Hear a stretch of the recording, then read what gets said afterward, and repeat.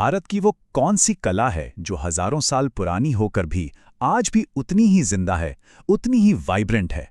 चलिए आज बात करते हैं भारत के शास्त्रीय नृत्यों की। इस रंगीन दुनिया में गोता लगाते हैं और देखते हैं कि ये प्राचीन परंपराएं आज भी मंच पर अपनी कहानियां कैसे कह रही हैं। कभी सोचा है कि कैसे कोई 2000 साल पुराना ग्रंथ, एक टेक्स्ट, आज भी भारत की सबसे खूबसूरत डांस फॉर्म्स की आप कह सकते हैं नींव बना हुआ है? यही सवाल आज हमारी इस पूरी बातचीत का सेंटर पॉइंट है।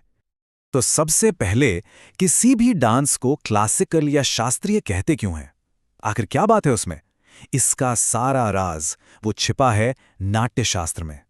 अब ये सिर्फ एक किताब नहीं है, ये समझिए कि डांस की एक रूल बुक है, इतनी अहम कि इसे 5वां वेद तक कहा जाता है। तो सिंपल सा नियम है, जिस भी डांस की जड़ें, जिसका बेस इस ग्रंथ से जुड़ा है, बस वही शास्त्रीय कहलाता है। अच्छा, अब सवाल ये है कि क्लासिकल डांस हैं कितने? इस पर ना थोड़ी कंफ्यूजन है। भारत की जो संगीत नाटक अकादमी है वो मानती है कि 8 हैं, वहीं मिनिस्ट्री ऑफ कल्चर कहती है नहीं 9 हैं। और ये जो 9वां डांस है ना, वो है छाऊ, जिसे उसकी थोड़ी अलग स्टाइल की वजह से सेमी क्लासिकल भी कहा जाता है। तो चलिए भारत के कल्चरल मैप पर एक छोटा सा टूर करते हैं।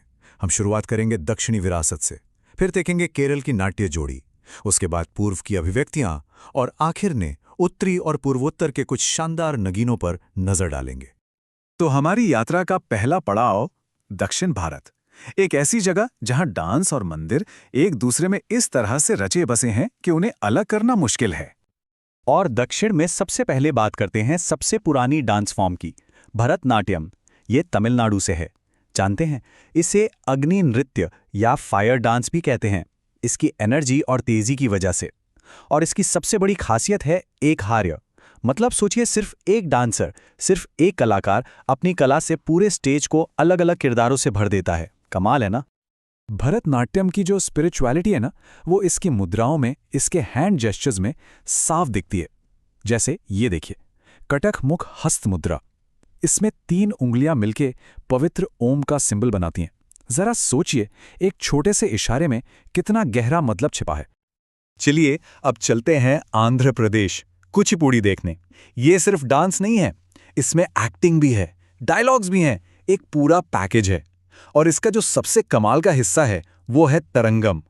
अब बस इमेजिन करके देखिए, एक आर्टिस्ट पीतल की थाली के किनारों पर, जी हाँ, किनारों पर बैलेंस बनाते हुए इतनी खूबसूरती से डांस करता है, माइंड ब्लोइंग। अब केरल की बारी, एक ही राज्य लेकिन यहां से 2 बिल्कुल अलग तरह के क्लासिकल डांस आते हैं। एक जो मेकअप से कहानियां कहता है और दूसरा जो ग्रेस और खूबसूरती की मिसाल है। तो पहले है कथकली।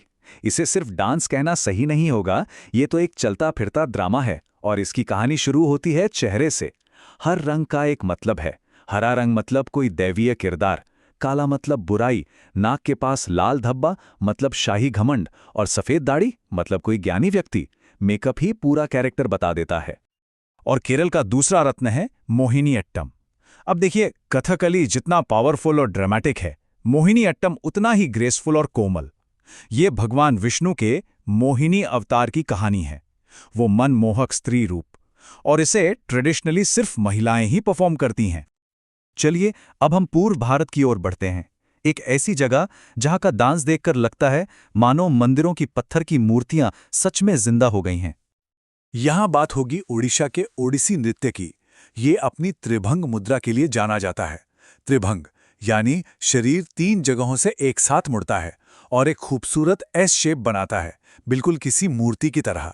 ये जल तत्व यानी वाटर एलिमेंट को दर्शाता है और इसमें भगवान कृष्ण और जगन्नाथ की भक्ति कूट कूट कर भरी है। कहते हैं कि ओडिसी में डांसर अपने शरीर से इतने कॉम्प्लेक्स ज्योमेट्रिकल पैटर्न बनाते हैं कि उन्हें चलती फिरती मूर्ति कहना जरा भी गलत नहीं होगा। ये बिल्कुल सटीक है। पूर्व में ही एक और खूबसूरत डांस फॉर्म है मणिपुरी। ये भगवान कृष्ण की बाल लीलाओं की कहानियां सुनाता है। और इसकी सबसे अलग बात पता है क्या है? डांसर कभी भी ऑडियंस से डायरेक्ट आई कांटेक्ट नहीं करते। इससे भक्ति और एक रहस्य का बड़ा ही अनोखा सा माहौल बन जाता है। और हाँ, याद है वो 9वां डांस जिसकी हमने शुरू में बात की थी? वो है छाऊ। ये भी पूर्वी भारत का ही एक बहुत पावरफुल डांस है, जिसमें आपको मार्शल आर्ट्स की भी झलक मिलेगी। और ये इतना ज़रूरी है कि 2010 में यूनेस्को ने भी इसे अपनी इंटैंजिबल हेरिटेज लिस्ट में जगह दी है। तो अब हमारी इस यात्रा का आखिरी पड़ाव, उत्तर और पूर्वोत्तर भारत। यहाँ हमें लय और मठों की परंपराओं से जुड़ी कहानियां मिलेंगी। सबसे पहले उत्तर प्रदेश से आता है कत्थक, और कत्थक शब्द का मतलब ही है कथा, यानी कहानी सुनाने वालों का डांस। इसमें क्या है, तेज फुटवर्क, घुंघरुओं की खनक और वो शानदार चक्कर। ये अपनी पूरी कहानी पैरों और एक्सप्रेशन से कहते हैं। और हाँ, इसके आज के फॉर्म पर मुगल दरबार का असर साफ नजर आता है। और अब मिलते हैं उस डांस फॉर्म से जिसे सबसे आखिरी में क्लासिकल डांस का दर्जा मिला। ये है सत्रिया। सोचिए, ये कला करीब 500 साल पुरानी है। असम के मठों में पैदा हुई और सदियों तक वही रही, और फिर जाकर साल 2000 में इसे ऑफिशियली एक क्लासिकल डांस माना गया। तो ये थी हमारी एक छोटी सी यात्रा। ये जो डांस फॉर्म्स हैं, ये सिर्फ एक कला नहीं है, ये तो एक जीती जागती सांस लेती हुई विरासत है जो आज भी पूरी दुनिया को अपनी तरफ खींच रही हैं। तो चलिए एक बार फटाफट से इस कल्चरल मैप पर नजर दौड़ाते हैं। दक्षिण में भरतनाट्यम और कुचिपुड़ी से लेकर उत्तर में कत्थक और पूर्वोत्तर में सत्रियां तक, भारत का हर कोना अपनी एक अलग ही डांस की कहानी कहता है।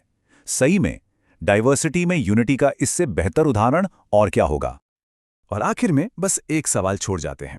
जैसे जैसे ये हजारों साल पुरानी परंपराएं ग्लोबल स्टेज पर पहुंच रही हैं, नए नए लोगों तक जा रही हैं, तो सवाल ये है कि ये अपनी पवित्र जड़ों को संभाले रखते हुए भविष्य के लिए कैसे बदलेंगी, कैसे इवॉल्व होंगी।